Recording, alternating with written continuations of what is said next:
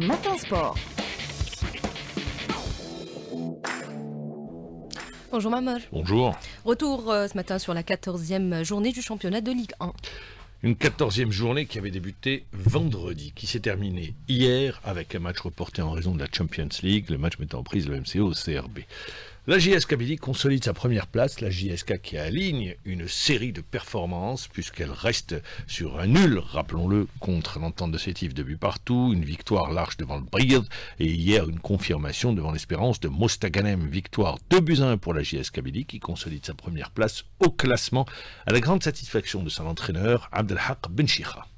Match très difficile pour nous. هما كانوا au repos. حنا لعبنا 4 jours. لعبنا mardi زدنا samedi. في la deuxième mi-temps حسيت la lourdeur physique تاع mes joueurs. Mais quand même chapeau الولاد داروا match honorable, un match correct pour nos supporters et je suis content. واش راهم يعاودوا اللي نديروه في les entraînements, on le revoit. اللي درناه الماتش اللي فات, on a essayé de le refaire هذا الماتش. الحمد pour nos supporters, pour nous, on est content pour la victoire.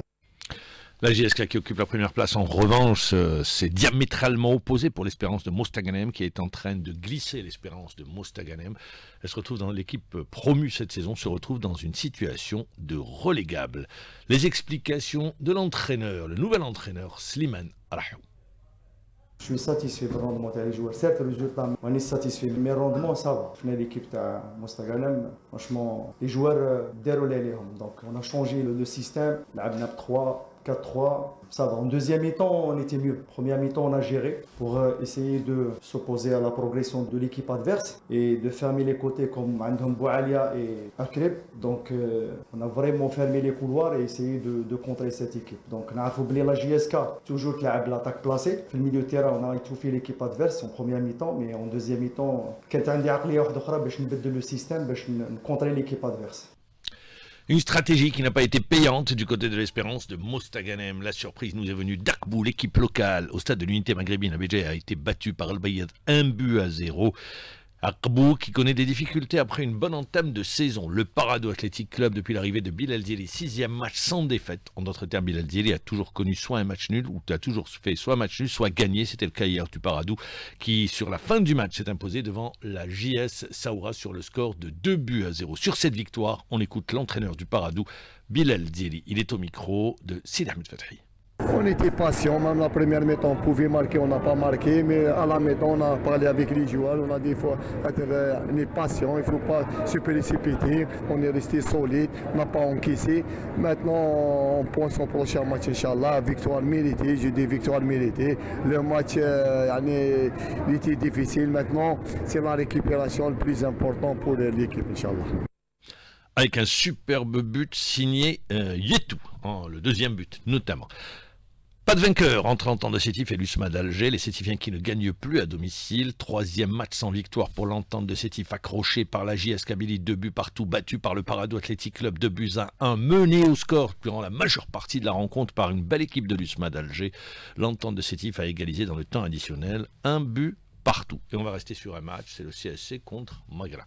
Une erreur de l'arbitre assistant, il n'y avait pas la vidéo assistance, eh bien a mis le feu aux poudres, puisque je le rappelle, on jouait la 89e minute de jeu, une position d'hors-jeu flagrante que l'arbitre assistant ne signale pas, l'arbitre valide le but, et puis après il a fallu recours, c'est ce que je vais le dire, avec entre guillemets la vidéo assistance à l'algérienne, on a fallu qu'on aille regarder les images sur les portables pour que l'arbitre assistant revienne sur sa décision après une lourde, je rappelle, contestation des joueurs de Magra. Le CSC du coup pas content, et c'est normal, puisque nous ne comprenons pas comment l'arbitre sans vidéo assistance revient sur sa décision. Du coup, ça a enchaîné une pagaille sur le terrain, et ça a entraîné l'une des conséquences, et elle s'explique. Ça a été des cartons rouges, notamment pour Kherdin Modoui. On attend le rapport du délégué, parce que le délégué, on l'a vu le jour au match, c'était juste pour prendre les photos, le costume du dimanche, il était bien beau, il se met du côté, ça c'est du jamais vu également chez nos délégués, mais on attend de voir qu'est-ce qu'il va dire le rapport du délégué, très important le rapport du délégué,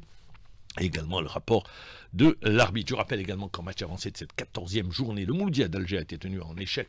Entame ratée pour Khaled Ben Yahya, 0-0 devant l'AS Ochlef. En d'autres termes, lui aussi n'a pas trouvé les solutions que ne trouvait pas Baumel. Et dans l'autre rencontre, Khanchla a été tenu en échec par l'US Biskra. On a joué en Ligue 2. En Ligue 2, on retiendra notamment que Louis, cette deuxième défaite de la saison, la première à domicile, battu 1-0 par le Khroub, alors que de l'autre côté, l'USM Al-Harrach a atomisé. Eh bien oui, il faut le dire, c'est le mot. Cheroub El Aid, 6-0. Du coup, l'écart se réduit au classement, plus que 3 points de différence entre Ruisset et Al-Harrach. Ruisset compte 32 points, Al-Harrach 29 points. Il ne faut pas oublier qu'il y aura la semaine prochaine de superbes matchs, notamment un derby, mettant en prise Khmis Al-Khashna à la formation d'Al-Harrach. Et puis également, c'est la période des renouvellements des fédérations.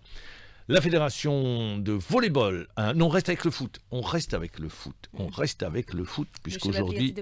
Exactement, merci de me le rappeler. C'est un événement important, 3e journée, match de mise à jour. Le CRB se déplace, c'est le géant du continent, c'est un géant. Le Ahli du Caire, la meilleure équipe du siècle qui jouait la Coupe intercontinentale, éliminée par les Mexicains de Pachuca, j'espère que je n'ai pas écorché leur nom. Ils menaient 2-0, 2 buts partout, ça s'est terminé à la séance de tir au but. Le Ahli du Caire qui arrive et qui est détenteur du trophée face à une équipe du CRB qui va tenter de refaire le coup de la saison dernière. Match nul au Caire, cette fois-ci la différence c'est qu'ils vont jouer au Cairo Stadium, sur le Ahli du Caire. On va écouter l'entraîneur, Abdelkader Amrani.